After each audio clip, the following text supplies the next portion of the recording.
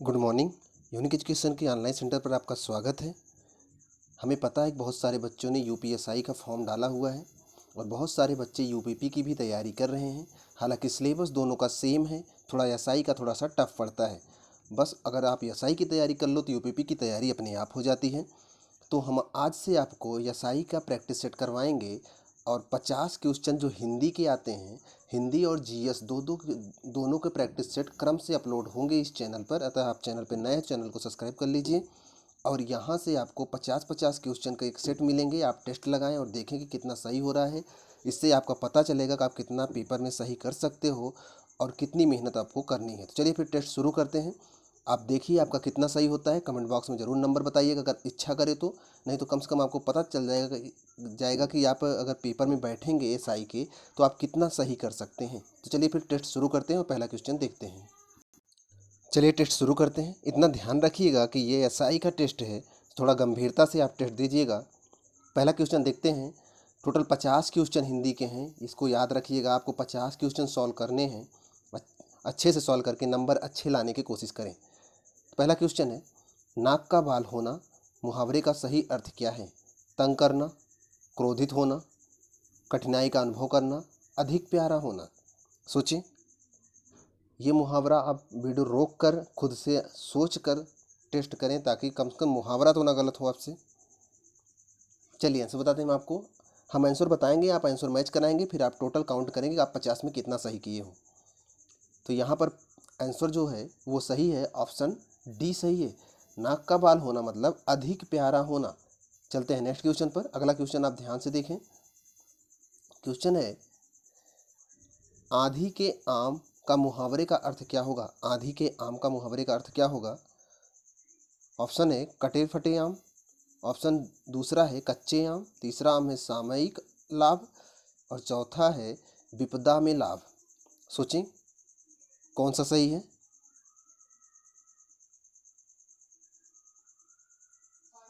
चलिए आंसर बताते हैं हम आपको। यहाँ पर ऑप्शन दूसरा सही है, सामयिक लाभ। इसका अर्थ ये होगा, आधी के आम मुहावरे का अर्थ होता है सामयिक लाभ। ऑप्शन बी सही है। चलते हैं नेक्स्ट क्वेश्चन पर। आइए अगला क्वेश्चन देखते हैं। क्वेश्चन ध्यान से देखें आप। पर्यायवाची आप जरूर पढ़े होंगे। जीव का पर्यायवाची इसमें कौन सा है? वचन, रसना, ध्वनि, जीव। सोचें। थोड़ा तेज हल करते हैं ताकि जल्दी हल हो जाए और आप अपना काउंट भी कर सकें। तो यहाँ पर ऑप्शन दूसरा सही है। रसना जो है जीव का पर्यायवाची होता है। एकदम सरल क्वेश्चन है। अगला क्वेश्चन है, मेघ का पर्यायवाची है नीरद, अवधूत, मुक्त पुरुष, यति। सोचें मेघ का पर्यायवाची क्या होता है। चलिए आपको बताते हैं आंसर। यहाँ पर ऑप्शन ए सही है, नीरज, अम्बुद। ये आप पढ़े होंगे। आइए अगला क्वेश्चन देखते हैं। आशा करते हैं कि अब तक का आपका सबसे सही रहा होगा। हालांकि पर्यायवाची बहुत सरल होते हैं, थोड़ा सा भी ध्यान से पढ़े रहो तो पर्यायवाची से क्वेश्चन पेपर में नहीं गलत होते। तो प्रैक्टिस सेट ही सबसे महत्वपूर्ण उपाय है। जितना करेंगे उतना ज़्यादा कॉन्फिडेंस खुद पर आएगा। तो पहले अगला क्वेश्चन देखते हैं। विष्णु का पर्यायवाची कौन सा है? पशुपति, महादेव, अच्युत, भव। सोचें काफ़ी सरल भी है ये। चलिए बताते हैं हम आपको। यहाँ पर ऑप्शन सी सही है।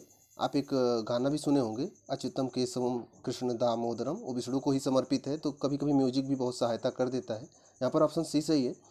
हालांकि इसके अलावा माधव, केशव, नारायण, बहुत सारे इनके नाम हैं। तो यहाँ पर ऑप्शन सी सही है। चलते हैं। और यहाँ पर जो ऊपर दिया था पशुपति, महादेव, ये सब आप सुने होंगे। महादेव के हैं, मतलब शंकर जी के हैं। भाव मतलब दुख का है। तो यहाँ पर ऑप्शन सी सही था। चलते हैं नेक्स्ट क्वेश्चन पर। आशा करते हैं आपका ज़रूर सही रहा होगा। क्वेश्चन देखें ध्यान से।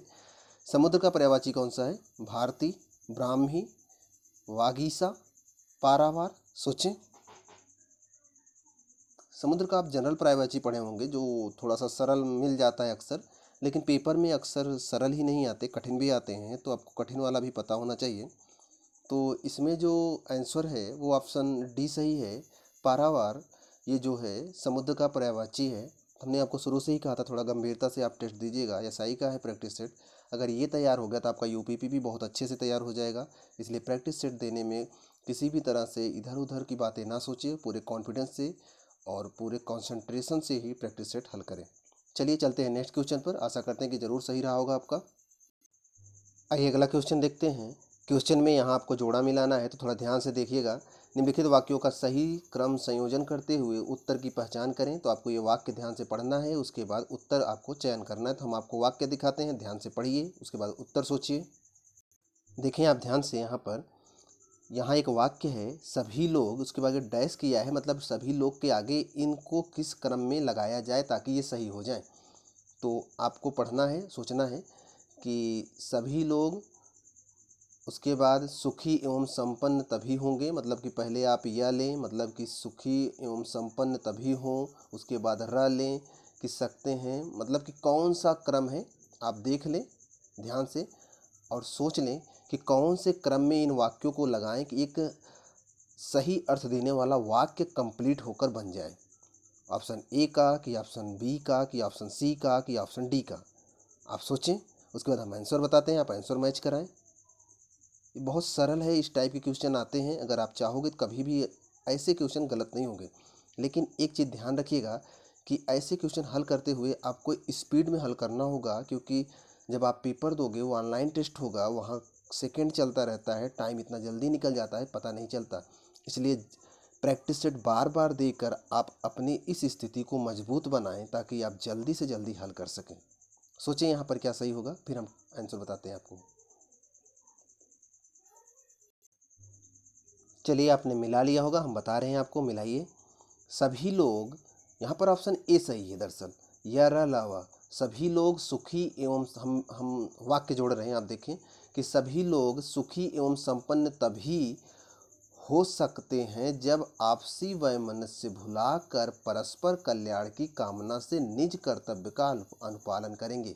एक सही वाक्य बैठ रहा है। अगर आप ऑप्शन दूसरा लेते कि सभी लोग ला से शुरू करते कि भुलाकर परस्पर, तो वाक्य अधूरा लग रहा है। सभी लोग सुखी और संपन्न तभी हो सकते हैं, वाक्य यहाँ से ज़्यादा सही लग रहा है। आपको सभी ऑप्शन चेक करने पड़ेंगे एग्जाम में, और जो ज़्यादा सटीक होगा वही आंसर होगा। तो ऑप्शन ए सही है। आशा करते हैं आप ज़रूर सही किए होंगे। ईमानदारी से आप अपना चेक करिएगा कितना आप सही कर रहे हैं, तभी आपको पेपर में फ़ायदा मिल सकता है। चलते हैं नेक्स्ट क्वेश्चन पर। चलिए सेम उसी टाइप के क्वेश्चन और है, कोशिश करिएगा आप सही करें। बचपन एक एक अब आपको ऑप्शन चेक करना है कि कौन सा ऑप्शन सही होगा। मैंने चारों ऑप्शन आपके सामने रखे हैं। पहला ऑप्शन है कि र या व ल, दूसरा ऑप्शन है कि य व र ल, तीसरा ऑप्शन है कि ल र य व, और चौथा ऑप्शन है कि र ल व य। सोचें सोचें क्या हो सकता है, ध्यान से सोचिएगा, गलत ना हो। उसके बाद हम आंसर बोलेंगे, आप आंसर मैच कराइएगा। चलिए आंसर हम बताते हैं आपको। यहाँ पर ऑप्शन दूसरा सही है। हम आपको जोड़ के बताते हैं, थोड़ा ध्यान से देखिएगा। बचपन एक ऐसी अवस्था है, या उसके बाद व लेना है जब जिम्मेदारियां कम होती हैं, उसके बाद र लेना है जब जीवन में चीज़ें नित नए रूप में, उसके बाद ल लेना है जब सामने आती हैं। तो ऑप्शन बी ज़्यादा सही है। आप बाकी भी ऑप्शनों को चेक कर सकते हैं। यहाँ पर ऑप्शन बी सही है। आशा करते हैं कि आपका भी सही रहा होगा। चलते हैं नेक्स्ट क्वेश्चन पर। अगला क्वेश्चन भी उसी टाइप का है, आप ध्यान से देखें, गड़बड़ ना हो। बच्चा जब जवान डैश डैश, आपको चार ऑप्शन चेक करने हैं कि र व या ल सही होगा कि ल व ल या र व, कि र ल व र, कि य र ल व।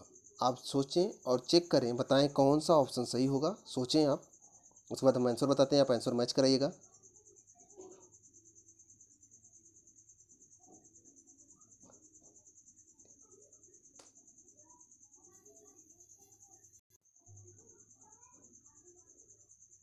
चलिए आप सोच लिए होंगे, हम आंसर बताते हैं आपको। यहाँ पर ऑप्शन डी सही है, या र लावा, मैच कराते हैं। बच्चा जब जवान होकर अपनी आजीविका कमाने लगता है तब वह स्कूल और पिता के अनुशासन से मुक्ति पाता है और अपनी नई जिंदगी शुरू करता है। एक क्रम में सही था, तो ऑप्शन चौथा सही है। आशा करते हैं कि आपका भी सही होगा। चलते हैं नेक्स्ट क्वेश्चन पर।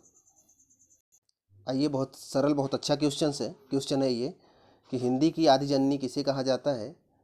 पाली, संस्कृत, अपभ्रंश, प्राकृतिक।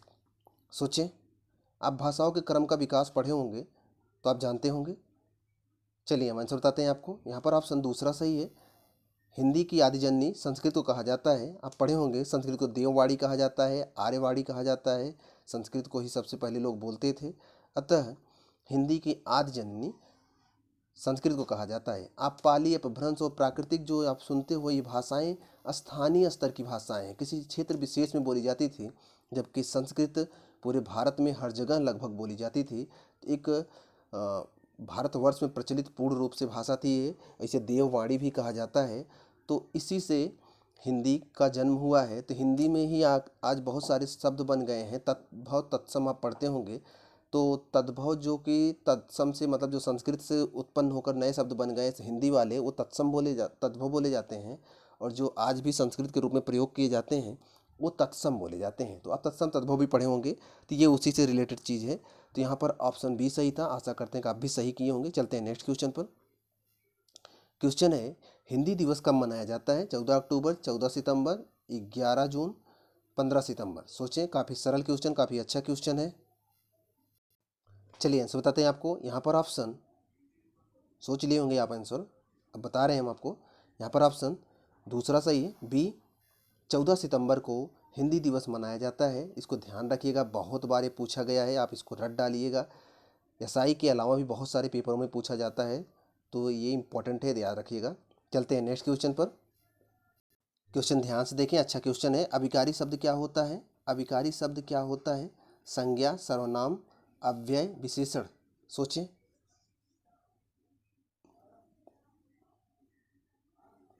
चलिए आंसर बताते हैं हम आपको। यहाँ पर ऑप्शन तीसरा सही है। अव्यय होते हैं अविकारी, जिसमें विकार ना हो। विकार मतलब बदलाव। ऐसे शब्द जिनमें बदलाव ना हो उन्हें अविकारी कहते हैं। और अव्यय मतलब जिन्हें व्यय ना किया जा सके, जिन्हें बदला ना जा सके, वो अव्यय होते हैं। तो अविकारी शब्द वास्तव में अव्यय ही होते हैं, उनमें बदलाव नहीं होता। जैसे आप लिखते हो और शब्द एक के लिए लिखोगे तब भी और लिखोगे, बहुत सारे लोगों के लिए लिखोगे तब भी और लिखोगे, लड़के के लिए लिखोगे तब भी और लिखोगे, लड़की के लिए लिखोगे तब भी और ही लिखोगे, ना कि और ही लिखोगे। अर्थात ऐसे बहुत सारे शब्द हैं जो मेल, फीमेल, एक वचन, बहुवचन, हर जगह उसी रूप में प्रयुक्त होता है, मतलब उसमें बदलाव नहीं होता। वो होते हैं अविकारी। अविकारी मतलब जिनमें विकार ना हो, जिनमें बदलाव ना हो। और अव्यय भी ऐसे होते हैं जो व्यय ना हो, मतलब जिनमें बदलाव ना हो, वो भी अविकारी ही होते हैं। तो अविकारी शब्द क्या होते हैं? अव्यय। अगर आप अर्थ समझ गए होंगे तो आगे से ऐसे क्वेश्चन आएंगे तो कभी गड़बड़ नहीं होगा। चलते हैं नेक्स्ट क्वेश्चन पर। अगला क्वेश्चन आप ध्यान से देखें। किस समास में पहला पद संख्यावाचक होता है? काफ़ी सरल, काफ़ी अच्छा क्वेश्चन है। अव्ययी भाव, द्विगु समास, द्वंद्व समास, कर्मधारय समास। सोचें, किस समास में पहला पद संख्यावाची होता है?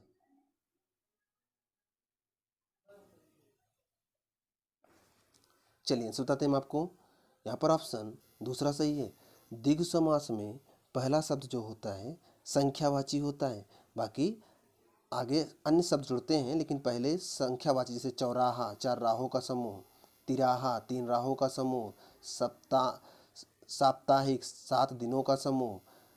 ऐसे ही जब संख्याओं से जुड़कर कुछ बनता है तो वो बोला जाता है द्विगु समास। ध्यान रखिएगा, अव्ययी भाव समास में उनकी शुरुआत अ, आ, हाथों हाथ, भर, यथा आज से शुरू हो तो वह अव्ययी होता है। मतलब पहला पद अव्यय होता है इसमें, मतलब जो व्यय ना हो सके, जो खत्म ना हो सके, जिनमें बदलाव ना हो सके। द्वंद्व में हाइफन मार्क होता है और उनके हटने पर और आता है। द्वंद्व समास जैसे रुपया और पैसा, माता पिता, ऐसे। और कर्मधारय में तुलना किया जाता है, किसी की तुलना किसी से किया जाता है तो वो कर्मधारय समास होता है। तो आप सभी समास पढ़े होंगे जनरली, आप ये बताने की जरूरत है नहीं आपको ढेर सारा। यहाँ पर ऑप्शन बी सही था। आशा करते हैं आप भी सही किए होंगे। चलते हैं नेक्स्ट क्वेश्चन पर। अगला क्वेश्चन बहुत ही इंपॉर्टेंट है, कई बार ये पूछा भी जा चुका है। हिंदी शब्दकोश में छ का क्रम किस वर्ण के बाद आता है? क के बाद, छ के बाद, त्र के बाद, ज्ञ के बाद। सोचें किसके बाद आता है हिंदी में? चलिए आप सोच लिए होंगे कि हिंदी शब्दकोश में छ का क्रम किस शब्द के बाद आता है? क, छ, त्र और ज्ञ। तो आप आंसर सोच लिए होंगे, हम आपको आंसर बताते हैं, आप आंसर मैच कराएं। यहाँ पर ऑप्शन पहला सही होगा। हिंदी शब्द में जो छ का क्रम आता है वो क के बाद आता है। दरअसल ये जो छ बनता है ना, ये बनता है क और स से।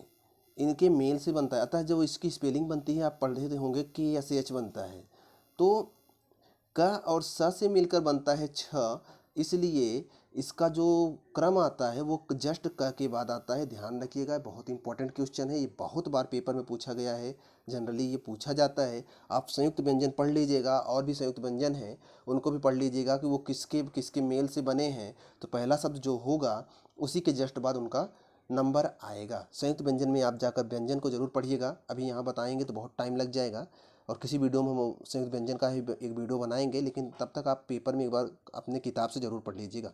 तो यहाँ पर ऑप्शन ए सही था। चलते हैं नेक्स्ट क्वेश्चन पर। क्वेश्चन ध्यान से देखें आप। क्वेश्चन है संयुक्त स्वर है, संयुक्त स्वर कौन सा है? अ और ई, अ और उ, ए ऐ ओ औ, अ आ इ ई। सोचें इनमें से कौन सा संयुक्त स्वर है?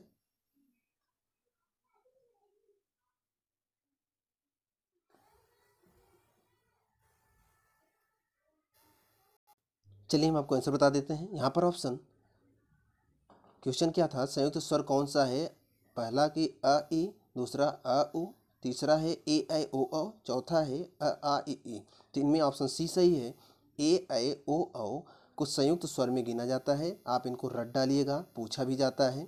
अगर आप नहीं पढ़े होंगे तो कन्फ्यूजन होगा, लेकिन जनरली आप बहुत सारी चीज़ें ऐसा नहीं पढ़े रहते हैं जो प्रैक्टिस सेट में पूछा जाता है, तो अतः आपका काम है कि उन चीज़ों को रट डालें, क्योंकि पेपर में आपको ज़रूर वहाँ से क्वेश्चन मिल सकते हैं। तो चलते हैं नेक्स्ट क्वेश्चन पर। आइए अगला क्वेश्चन देखते हैं। क्वेश्चन है त वर्ग तथा ल स का उच्चारण स्थान क्या है? तालव्य, कंठ, दंत, ओष्ठ। सोचें, काफ़ी सरल क्वेश्चन है, गलत नहीं होना चाहिए। ये बहुत सरल क्वेश्चन है, गड़बड़ हो रहा है तो समझ लो आप तैयारी में भी पीछे हो।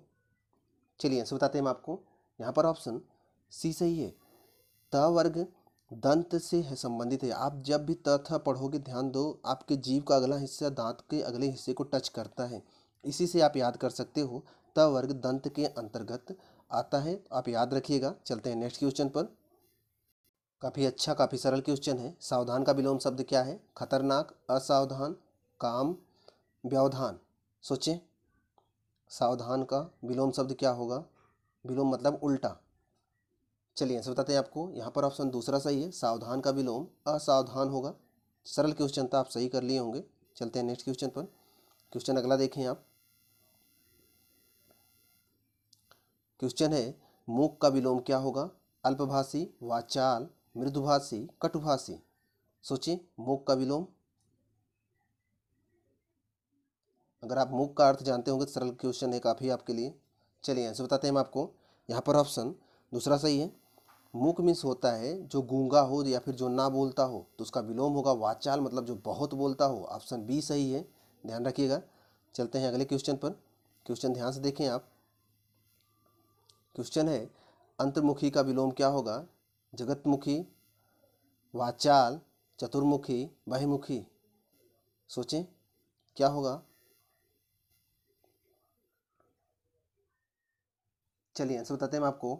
यहाँ पर ऑप्शन डी सही है, बहुत बार पूछा भी गया है, इसको रट डालिएगा आप। अंतर्मुखी का जो विलोम शब्द होता है वो होता है बहिमुखी। चलते हैं नेक्स्ट क्वेश्चन पर। क्वेश्चन ध्यान से देखें। उन्मीलन का विलोम शब्द क्या होगा? अवमीलन, सुमेल, मेलन, अनुमीलन, निमीलन। सोचिए उन्मीलन का विलोम क्या होगा? जनरली आप पढ़ते आए होंगे। चलिए आंसर बताते हैं आपको। उन्मीलन का विलोम निमीलन होगा, याद कर डालिएगा, इंपॉर्टेंट है ये। अगला क्वेश्चन देखते हैं। परिश्रम का विलोम क्या होगा? आश्रम, विश्रम, विश्राम, विश्रांत। सोचें। चलिए आंसर बताते हैं आपको। परिश्रम का विलोम विश्राम होगा। परिश्रम मतलब मेहनत करना, विश्राम मतलब आराम करना, तो परिश्रम का विलोम विश्राम होगा। चलते हैं नेक्स्ट क्वेश्चन पर। अगला क्वेश्चन देखें। अभी थोड़ी देर पहले हमने तत्सम तद्भव के बारे में थोड़ा सा चर्चा किया था, तो क्वेश्चन देखें आप। वत्स का तद्भव रूप क्या होगा? बच्चा या बाछा, बेटा, वत्स, सुत। सोचें। चलिए आंसर बताते हैं आपको। वत्स का जो तद्भव होगा, जो उसका हिंदी रूप होगा, वत्स दरअसल तत्सम है। तत्सम मतलब वे शब्द जो संस्कृत के समान है, और तद्भव वे शब्द जो उसका हिंदी रूप में प्रयोग होता है। तो बच्चा या फिर बाछा होता है, ध्यान रखिएगा। सुत मीन्स पुत्र होता है, बेटा मीन्स पुत्र होता है, आप जानते हो। वत्स मीन्स हृदय होता है, या फिर सीना होता है। तो यहाँ पर ऑप्शन ए सही था। चलते हैं नेक्स्ट क्वेश्चन पर। महुआ शब्द का तत्सम क्या होगा? महुआ शब्द का तत्सम मधुप, मधुक, मधुकर, मधवा। सोचें।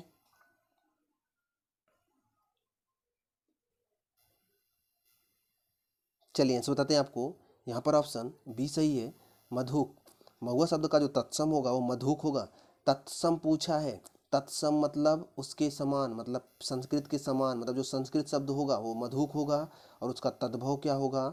महुआ होगा, जो कि हिंदी के समान होगा। तो ध्यान रखिएगा, तत्सम तद्भव का मतलब, तत्सम मतलब जो संस्कृत, सम मीन्स समान होता है, तद्भव मीन्स भव मीन्स पैदा हुआ हो, मतलब जो संस्कृत के समान हो तत्सम बोला जाएगा और जो संस्कृत से पैदा हुआ हो तद्भव बोला जाएगा। ध्यान रखिएगा। चलते हैं नेक्स्ट क्वेश्चन पर। अगला क्वेश्चन देखें, काफ़ी अच्छा क्वेश्चन है, कई बार पूछा भी गया है ये। गेहूं शब्द का तत्सम क्या होगा? गोधूम, गेहूं, गोहूम, गोधूम। कौन सा सही है सोचिए। चलिए इसे बताते हैं आपको। यहाँ पर ऑप्शन ए सही है। गेहूं का जो तत्सम होगा, गेहूं तद्भव है, जो कि गांव में बोला जाता है, आम भाषा में बोली जाती है, लेकिन जो उसका संस्कृत शब्द है वो गोधूम है। ऑप्शन ए सही है। चलते हैं नेक्स्ट क्वेश्चन पर। निम्नलिखित में से कौन सा शब्द विशेषण है? सुंदरता, कवि, विद्वान, भलाई। सोचें कौन सी विशेषण है।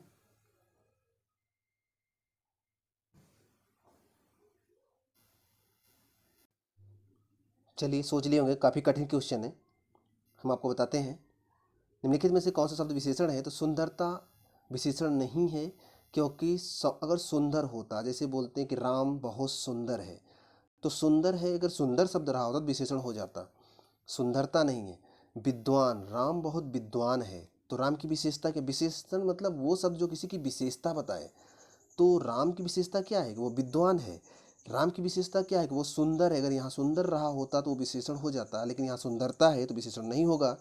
उससे ज़्यादा सटीक है कि राम बहुत विद्वान है, तो राम की विशेषता ये है कि वो विद्वान है। तो जो किसी की विशेषता, जो शब्द किसी की विशेषता बता दे वही विशेषण होते हैं। तो ऑप्शन सी जो है विशेषता बता रहा है, कहीं भी लगेगा उसकी विशेषता बताएगा, अतः ऑप्शन सी विशेषण है। चलते हैं नेक्स्ट क्वेश्चन पर।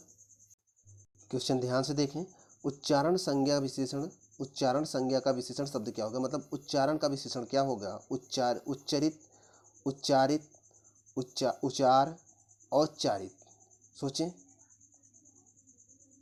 उच्चारण संज्ञा का विशेषण शब्द क्या होगा? यहाँ पर ऑप्शन ए सही है। उच्चारण शब्द संज्ञा का जो विशेषण होगा वो होगा उच्चरित। ध्यान रखिएगा, इंपॉर्टेंट है। क्वेश्चन ध्यान से देखें। क्वेश्चन है, निम्नलिखित में से विशेष सब पद है, विशेष पद कौन सा है? आणविक, आंतरिक, आंशिक, अकर्म। सोचें।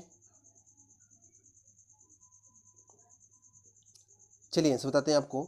ऑप्शन यहाँ पर डी सही है, अकर्म। दरअसल आप पढ़े होंगे, जब विशेषण वाला चैप्टर पढ़े होंगे तो आपको विशेष और विशेषण दोनों पढ़ाया गया होगा। विशेषण प्रायः संज्ञा शब्द होते हैं जिनकी विशेषता विशेषण वाले शब्द बताते हैं। विशेषण वे शब्द होते हैं जो किसी की विशेषता बताते हैं। जैसे बोला जाए कि कुत्ता, कुत्ता काला है, अगर कह दिया जाए कुत्ता काला है तो इसका मतलब क्या है कि कुत्ते की विशेषता ये है कि वो काला है, तो काला जो हो गया विशेषण हो गया। लेकिन कुत्ता क्या हो जाएगा? यहाँ विशेष हो जाएगा, बस वही शब्द है यहाँ पर। तो विशेष पद कौन सा है? मतलब जिसकी विशेषता बताई जाए, तो यहाँ पर जो ऑप्शन डी है अकर्म, वो विशेष है, इसकी विशेषता बताई जा सकती है, ये संज्ञा शब्द में आता है। बाकी आणविक, आंशिक और आंतरिक ये विशेषण में गिने जा सकते हैं। तो यहाँ पर ऑप्शन डी सही है। चलते हैं नेक्स्ट क्वेश्चन पर। क्वेश्चन ध्यान से देखें। क्वेश्चन है, वर्तनी की दृष्टि से शुद्ध वाक्य का चयन करना है, कौन शुद्ध है? टिप्पणी, टिप्पणी, टिप्पणी, यहाँ टिप्पणी है, और ऑप्शन डी है टिप्पणी। यहाँ फिर से मैं पढ़ रहा हूँ, ध्यान से देखिए, आप अक्षर को ध्यान से देख कर ही पता कर सकते हैं। टिप्पणी, टिप्पणी, टिप्पणी और टिप्पणी। सोचें कौन सा सही है। वैसे सरल भी है, ये गलत नहीं होना चाहिए। चलिए हम आंसर बता देते हैं आपको। यहाँ पर ऑप्शन डी सही है, टिप्पणी एकदम सही शब्द है, शुद्ध वर्तनी है टिप्पणी। अगला क्वेश्चन ध्यान से देखें आप। अशुद्ध वर्तनी का चयन करें। यहाँ पर अशुद्ध चेक करना है, मतलब कौन सी सही नहीं है। उच्छृंखल, कुमुदिनी, निमिलित, ग्रहिता, सुखा एवं संपन्न तभा।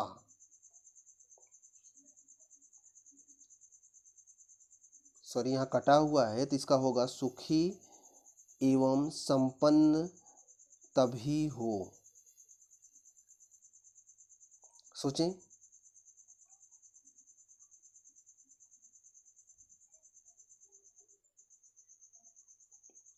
सॉरी 1 मिनट, ये इसमें शामिल ही नहीं है, आप इसको हटा दीजिए। इन्हीं चारों में आप सोचिए, इन चारों में कौन सा अशुद्ध है?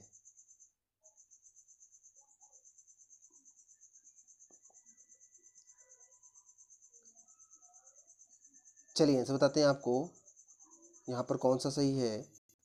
चलिए आप सोच लिए होंगे, हम आपको आंसर बता देते हैं। यहाँ पर ऑप्शन पहला जो है अशुद्ध है, उच्छृंखल नहीं होता। इसका जो शुद्ध होता है वो होता है उच्छृंखल, ऐसे होता है। यहाँ पर गलत है, स है दिया है, ये गलत है, बाकी सभी सही हैं। ध्यान रखिएगा, आपके किताब में अगर आप हिंदी की बुक रखे होंगे तो उसमें एक चैप्टर होगा वर्तनी। वर्तनी में कुछ महत्वपूर्ण शब्द दिए गए होंगे जो सही शुद्ध लिखे गए होंगे। आप उनको शुद्ध अशुद्ध पहचानने की कोशिश करें ताकि आप सही आंसर पर पहुंच सकें। चलिए नेक्स्ट क्वेश्चन देखते हैं। आइए अगला क्वेश्चन देखते हैं। क्वेश्चन काफ़ी सरल है ये वाला और बहुत बार पूछा जा चुका है, तो कोशिश करिएगा गलत ना हो। बहुत बार पूछा गया, मैं बता दे रहा हूँ फिर से आपको। अशुद्ध वर्तनी का चयन करना है यहाँ पर कि मतलब कौन सा गलत है। श्रृंगार, शूर्पणखा, श्रीयुत, सुषमा। सोचिए कौन सा गलत है।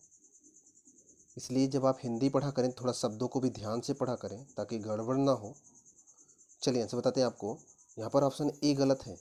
इस बार ये दरअसल ये बहुत बार पूछा गया है। दरअसल ये जो लिखा जाता है ये ऐसे लिखा जाता है, मैं आपको बता दे रहा हूँ, ध्यान रखिएगा।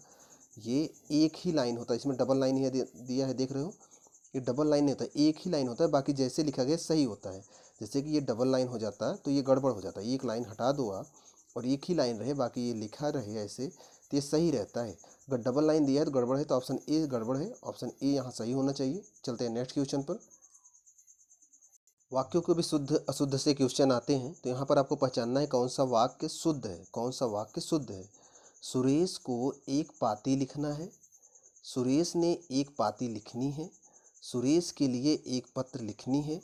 सुरेश के लिए एक पत्र लिखना है। तो सरल दिख रहा है आपको, लेकिन दरअसल जब पेपर में आप बैठते हो तो वहाँ बहुत तेज़ी में आपको हल करना होता है, क्योंकि हिंदी के पास बाद जीएस भी होता है 50, उसके बाद 50 में रीजनिंग मैथ भी होते हैं, तो बहुत लंबा टाइम लगता है वहाँ पर। मतलब क्वेश्चन ज़्यादा होते हैं तो दिमाग बड़ा तेज़ चलता है, तो ऐसे क्वेश्चन वहाँ टफ लगने लगते हैं। इसीलिए मैं कह रहा हूँ कि आप क्वेश्चन में स्पीड बढ़ाएँ। तो कौन सा सही होगा? ऑप्शन डी सही होगा। सुरेश को एक पत्र लिखना है। चलते हैं नेक्स्ट क्वेश्चन पर। आशा करते हैं ज़रूर सही किए होंगे आप। ये भी सरल ही है, कोशिश करिएगा गड़बड़ ना हो। कौन सा वाक्य अशुद्ध, कौन सा वाक्य शुद्ध है? सॉरी शुद्ध है। आइंस्टीन के पास विलक्षण बुद्धि थी। आइंस्टीन के पास विचित्र बुद्धि थी। आइंस्टीन के पास अलौकिक बुद्धि थी। आइंस्टीन के पास दैवी बुद्धि थी। सोचें। आप पढ़े होंगे एक चैप्टर जिसमें से लिखा रहता है, तो उसके बाद बीच में कुछ खाली स्थान रहता है, फिर लिखा रहता है, तो बीच में जो भरना होता है उसी टाइप का एक क्वेश्चन है, बस यहाँ भर के दे रखा है। तो यहाँ पर ऑप्शन ए सही होगा। आइंस्टीन के पास विलक्षण बुद्धि थी, विचित्र बुद्धि होती नहीं, अलौकिक बुद्धि हो ही नहीं सकती। अलौकिक जो इस लोक की ना हो उनके पास इसी लोक की बुद्धि थी, और आइंस्टीन के पास दैवी बुद्धि, देवताओं की बुद्धि तो होगी नहीं। तो ऑप्शन ए सही है, विलक्षण बुद्धि। विलक्षण प्रतिभा के धनी, आप ऐसे शब्द भी सुनते होंगे, तो विलक्षण बुद्धि के धनी थे वो। तो ऑप्शन ए सही था। आशा करते हैं जरूर सही किए होंगे। चलते हैं नेक्स्ट क्वेश्चन पर। क्वेश्चन देखें और सही करें। अभी थोड़ी देर पहले इस पर डिस्कशन भी हुआ था। चौराहा में कौन सा समास है? द्विगु समास, द्वंद्व समास, कर्मधारय समास, अव्ययी भाव समास। सोचें।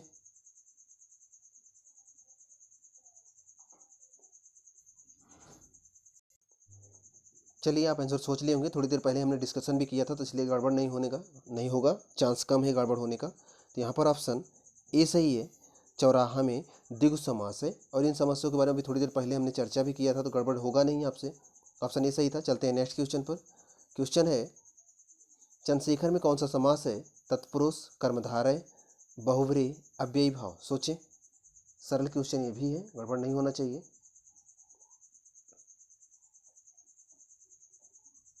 चलिए ऐसे बताते हैं आपको। यहाँ पर ऑप्शन सी सही है। बहुब्रीहि समास वे होते हैं जिसमें तुलना तो की जाती है, एक दूसरे से कंपेयर किया जाता है, तुलना की जाती है और किसी तीसरे की तरफ इशारा किया जाता है। जबकि कर्मधारय में क्या होता है, केवल तुलना किया जाता है। तो यहाँ पर आप चंद्रशेखर का अगर कहेंगे तो चंद्र है जिसके शिखर पर, अर्थात किसके शिखर पर चंद्र है, शिव जी। तो यहाँ शंकर जी की बात हो रही है, मतलब किसी तीसरे की तरफ इशारा हो रहा है। तो ये कौन सा समास होगा, बहुब्रीहि। तो ध्यान रखिएगा, कर्मधारय और बहुब्रीहि में अंतर केवल यही है कि तुलना तो दोनों में होती है, लेकिन बहुब्रीहि में किसी तीसरे की तरफ इशारा होता है, जबकि कर्मधारय में ऐसा नहीं होता है। आप ध्यान से एक बार फिर से पढ़ लीजिएगा समास को, तो पेपर में गड़बड़ी नहीं होगी। चलते हैं नेक्स्ट क्वेश्चन पर। काफ़ी सरल क्वेश्चन है, आप पढ़े होंगे अभी। पेट्रोल शब्द है अंग्रेजी, फारसी, पुर्तगाली, अरबी। चलिए आंसर बताते हैं हम आपको। यहाँ पर ऑप्शन ए सही है। पेट्रोल शब्द अंग्रेजी शब्द है, एकदम नाम से ही लग रहा है, तो गड़बड़ तो होगा नहीं, सिंपल सी बात है। चलते हैं नेक्स्ट क्वेश्चन पर। क्वेश्चन है गुलाब शब्द है अरबी, तुर्की, पुर्तगाली, फारसी। ये थोड़ा सा कठिन हो सकता है आपके लिए, थोड़ा सा, ज़्यादा नहीं, अगर पढ़े होंगे तो नहीं होगा। चलिए आंसर बताते हैं हम आपको। गुलाब जो है फारसी शब्द है। आपके किताब में विदेशी शब्दों और देसी शब्दों के बारे में, योग शब्द, योगरूढ़ शब्द, इन सब के बारे में वर्णन होगा, तो आप एक बार ध्यान से पढ़ लेंगे तो यहाँ से गड़बड़ी नहीं होगी। चलते हैं नेक्स्ट क्वेश्चन पर। ये भी बहुत सरल क्वेश्चन है। निरोग बराबर निरोग में कौन सी संधि है, व्यंजन शब्द, दीर्घ संधि, वृद्धि संधि, विसर्ग संधि। सोचें। चलिए आंसर बताते हैं हम आपको। यहाँ पर ऑप्शन डी सही है। दरअसल ये जो बिंदी होती है इसे विसर्ग ही बोलते हैं। तो आप यहाँ देखो, ये बिंदी है, जब ये बिंदी है तो इसे विसर्ग ही बोलेंगे। विसर्ग का र हो जाना आप पढ़े होंगे, तो यहाँ पर ऑप्शन डी सही है। ध्यान रखिएगा, ये जो बिंदी होती है इसे विसर्ग ही बोलते हैं। चलते हैं नेक्स्ट क्वेश्चन पर। क्वेश्चन ध्यान से देखें आप।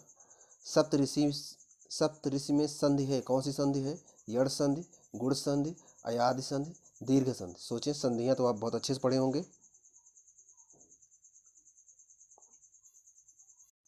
चलिए आंसर बताते हैं हम आपको। यहाँ पर ऑप्शन भी सही है, गुण संधि। जब आ के साथ ई उ ऊ और री का मेल होता है तो उसके स्थान पर ए, ओ और अर हो जाता है। तो आप देखो, यहाँ पर बोला है सप्तऋषि, तो 7 ऋषियों का समूह सप्तऋषि, तो यहाँ पर अर शब्द ऋषि में आता है, अतः यह ऑप्शन बी सही है। आप गुण संधि का डिफिनेशन पढ़ेंगे तो ये क्वेश्चन आपसे गड़बड़ ही नहीं होगा। संधियाँ जरूर पढ़ें, ध्यान से पढ़ें, क्योंकि पेपर में यहाँ से क्वेश्चन मिलेंगे आपको।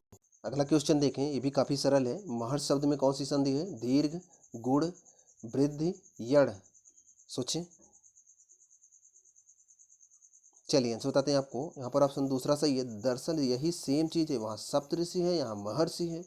अर शब्द दोनों में आ रहा है, जो डिफिनेशन इसके लिए है वही डिफिनेशन इसके लिए है, अतः ऑप्शन बी सही है। यहाँ पर बताने कुछ नहीं बचा है। क्वेश्चन ध्यान से देखें, आप रस भी पढ़े होंगे। जब किसी काव्य में आश्चर्यजनक वर्णन उत्पन्न होता है तो वहाँ पर कौन सा रस होता है, अद्भुत रस, शांत रस, वीर रस, रौद्र रस। सोचें।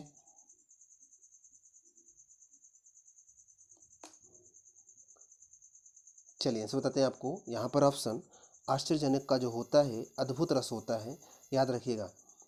और रौद्र रस क्रोध का होता है, और उत्साह का वीर रस होता है, शांत का निर्वेद होता है। तो यहाँ पर अद्भुत का होगा, आश्चर्यजनक कोई बात होती है तो वहाँ अद्भुत रस होता है, इसका जो गुस्सा भी होता है, ध्यान रखिएगा। तो याद रखिएगा, यहाँ आश्चर्यजनक की बात होगी जब भी, तो वो अद्भुत रस ही होगा। अद्भुत, आश्चर्यजनक, ये सब चीज़ें आप जनरली वैसे भी बोलते रहते हो, तो ऑप्शन ए सही है। चलते हैं नेक्स्ट क्वेश्चन पर। आइए अगला क्वेश्चन देखते हैं। अगला क्वेश्चन है, जहाँ भक्ति भाव का संचार होता है वहाँ कौन सा रस होता है, वात्सल रस, भक्ति रस, शांत रस और करुण रस। इनसे मतलब नहीं है आपको, आप सोचें इन चारों में कौन सा सही होगा। सरल भी है, गड़बड़ नहीं होना चाहिए। चलिए आंसर बताते हैं आपको। यहाँ पर ऑप्शन भी सही है। जहाँ पर भक्ति भाव का संचार होता है वहाँ पर भक्ति रस होता है। चलते हैं नेक्स्ट क्वेश्चन पर। आइए अगला क्वेश्चन देखते हैं। अच्छा क्वेश्चन है और सरल भी है। रौद्र रस का स्थायी भाव क्या होगा, क्रोध, विस्मय, शोक, भय।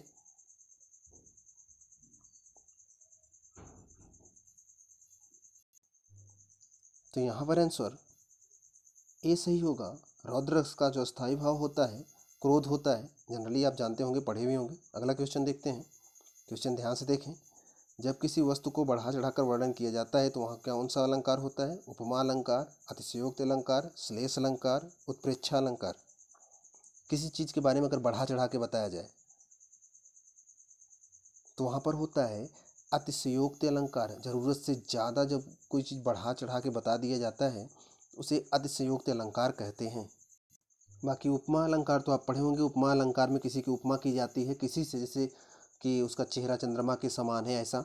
श्लेष अलंकार में कोई एक अर्थ चिपका हुआ होता है, उसी पे पूरे शब्द का अर्थ निर्भर होता है। जैसे आप एक दोहा सुने होंगे, वो दोहा एग्जैक्ट याद नहीं आ रहा है ना, जरूर बताता मैं आपको। बाकी आप सभी अलंकार एक बार ध्यान से पढ़ लीजिएगा। यहाँ पर ऑप्शन भी सही है, जहाँ कभी किसी चीज़ को बहुत बढ़ा चढ़ा के बताया जाता है तो वहाँ पर अतिशयोक्त अलंकार होता है। चलते हैं नेक्स्ट क्वेश्चन पर। ये आप उदाहरण देख लीजिए। रहीमन पानी राखिए, बिन पानी सब सून, पानी गए न उबरे, मोती मानुष चून में कौन सा अलंकार है? ध्यान से देखिए। ऑप्शन है अर्थालंकार, व्यतिरेक अलंकार, संदेह अलंकार, श्लेष अलंकार। चलिए आंसर बताते हैं हम आपको। यहाँ पर ऑप्शन डी सही है, श्लेष अलंकार। दरअसल मुझे यहीं पर इसको बताना था, सॉरी, यहाँ पर श्लेष मीन्स होता है चिपका हुआ, यही वाला उदाहरण बताना था, लेकिन अब यहाँ पर ये उदाहरण बता देते तो ये क्वेश्चन हल कर लेते आप, इसीलिए मैंने यहाँ पर इसको नहीं बताया। तो इसका आंसर श्लेष अलंकार होगा। श्लेष मीन्स चिपका हुआ, जो एक ही अर्थ, जो मतलब पानी शब्द पूरे चैप्टर में पूरे हर जगह है, पानी, रहीमन पानी पानी, तो पानी का यहाँ पर कई अर्थ हैं, वो तो श्लेष अलंकार होता है। जो एक शब्द कहीं पर चिपक जाता है, मतलब पूरे वाक्य में, और उसके कई अर्थ निकल कर आते हैं, तो वहाँ पर श्लेष अलंकार होता है। यही उदाहरण बताना था मुझे, लेकिन अगर यहाँ बताया होता तो आप ये वाला आंसर लगा लेते, इसलिए मैंने नहीं बताया। तो ऑप्शन डी सही है। फिर भी आप आशा करते हैं कि आप जरूर सही किए होंगे। आइए अगला क्वेश्चन देखते हैं। सरदार पूर्ण सिंह कृत निबंध का नाम, मतलब सरदार पूर्ण सिंह ने कौन से निबंध की रचना की है? आचरण की सभ्यता, कंकाल, विदूषक, कितने पाकिस्तान। सोचें। चलिए ऐसे बताते हैं। आपको कुछ पढ़ना पड़ेगा कि रचनाओं के बारे में भी, वहाँ से भी क्वेश्चन आते हैं। तो यहाँ पर ऑप्शन ए सही है, आचरण की सभ्यता। देखिए हिंदी बहुत सरल होती है और थोड़ा सा ध्यान लगा के पढ़ लिया जाए तो 50 नंबर बड़े आराम से दे देती है ये, इसलिए पढ़ना चाहिए। तो यहाँ पर ऑप्शन ए सही है। सरदार पूर्ण सिंह ने एक निबंध लिखा था आचरण की सभ्यता, ये उन्हीं की है। अगला क्वेश्चन ये भी बहुत इंपॉर्टेंट है, बहुत बार पूछा गया है। चंद्रकांता नामक उपन्यास के लेखक कौन है? मनोहर श्याम जोशी, बालकृष्ण भट्ट, देवकीनंदन खत्री, प्रेमचंद। सोचें। आप जनरली सुनते होंगे बहुत से लोगों के मुंह से। चलिए आंसर बताते देते हैं आपको। ये बहुत सरल क्वेश्चन है, बहुत अच्छा क्वेश्चन है। ऑप्शन सी सही है, देवकीनंदन खत्री ने ही चंद्रकांता लिखी है। चंद्रकांता धारावाहिक भी आया था, बहुत दिन आता था, अभी भी आता था, तो याद रखिएगा देवकीनंदन खत्री ने इसको लिखा है। आइए अगला क्वेश्चन देखते हैं। क्वेश्चन है, महाभारत के रचनाकार हैं वाल्मीकि, वेदव्यास, तुलसी, निराला। सोचें। चलिए आंसर बताते हैं आपको। ऑप्शन बी सही है, वेदव्यास। वाल्मीकि रामायण से जुड़े हैं, आप जानते हो। तुलसीदास रामचरितमानस से जुड़े हुए हैं। तो ये जो वेद व्यास है, दरअसल इन्होंने रामायण की रचना नहीं की थी, संकलन किया था, तो ध्यान रखिएगा। तो ये वेद व्यास हैं, याद रखिएगा। और इससे आप जनरली ये क्वेश्चन आप जानते ही रहे होंगे पहले से ही, आंसर बहुत सरल था। अगला क्वेश्चन देखते हैं, काफ़ी अच्छा क्वेश्चन है ये। जो किए गए उपकारों को मानता है उसके लिए एक शब्द क्या होगा? अनेक शब्दों के लिए एक शब्द आप पढ़े होंगे, उसी का क्वेश्चन है। कृतघ्न, कृतज्ञ, कृतकार्य, अज्ञ। सोचिए, काफ़ी अच्छा क्वेश्चन है ये। चलिए आंसर बताते हैं आपको। यहाँ पर ऑप्शन बी सही है, जो किए गए उपकारों को मानता है उसे कृतज्ञ बोलते हैं, और जो नहीं मानता है उसे कृतघ्न बोलते हैं। ध्यान रखिएगा, दोनों में यही अंतर है। जो मानता है कृतज्ञ, जो नहीं मानता कृतघ्न। ऑप्शन तब ए सही होता, लेकिन यहाँ पर ऑप्शन बी सही है, याद रखिएगा इसे। अनेक शब्दों के लिए एक शब्द में अगला क्वेश्चन है, जिसकी आशा न की गई हो उसे क्या कहते हैं? आशाहीन, अपरिमित, अप्रत्याशित, इच्छाहीन, इच्छाधीन। सोचें। चलिए आंसर बताते हैं आपको। यहाँ पर ऑप्शन सी सही है, अप्रत्याशित। जिसकी आशा ना की जाए वो अप्रत्याशित, उसके लिए एक शब्द बनता है। अपरिमित, जिसकी माप ही ना की जा सके। आशाहीन, जो उसके पास कोई आशा ही ना हो, वो आशाहीन बोला जाए। लेकिन जिसकी आशा ना की गई हो और हो गई हो, वो अप्रत्याशित बोला जाता है। तो ऑप्शन सी सही है, ध्यान रखिएगा। चलिए आज का लास्ट क्वेश्चन देख लेते हैं। जहाँ खाना मुफ्त में मिलता है उसे क्या कहते हैं? बहुत सरल क्वेश्चन है। भोजनालय, मुफ्त खाना, सदाव्रत, अन्य व्रत। सोचें, जहाँ खाना मुफ्त मिलता है उसके लिए एक शब्द क्या बनेगा? चलिए हम ऐसे बताते हैं। यहाँ पर ऑप्शन सी सही है, सदाव्रत। आशा करते हैं आप सही हो किए होंगे। यहाँ पर 50 क्वेश्चन कंप्लीट होते हैं। ये ध्यान रखिएगा, एसआई का प्रैक्टिस सेट है। अगला प्रैक्टिस सेट जीएस से अपलोड होगा, वो भी 50 क्वेश्चन का होगा।